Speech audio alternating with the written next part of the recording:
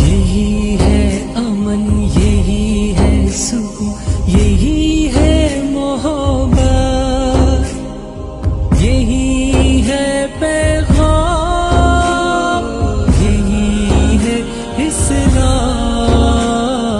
या अल्लाह या रहमान या रहीम या करीम, ओ अल्लाह show us the way, you are the only God।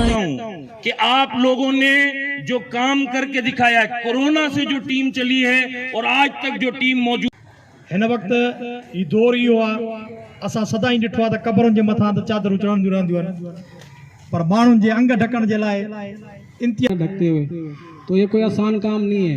अपनी जेब से तो चलो कोई लेके करके कर लेता है, दूसरे से लेके काम करना इतना आसान नहीं होता। पहले जाके दूसरे से लो, फिर आगे बांटना है, कोई छोटा मोटा काम नहीं है, ये बहुत बड़ा काम है। अल खिदमत को लोग मुश्किल टाइम में तो याद करते हैं। जैसे आप देखते हैं भाई, अब सर्दियां हैं, हम यहाँ सब मौजूद हैं माशाल्लाह से।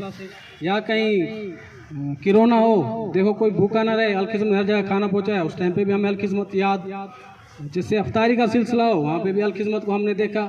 अब मैं आवाम से यही गुजारिश करूँगा, अमीर जमात इस्लामी ज़िला शहीद बेनज़ीराबाद मोहतरम सिद्दीक मंगियो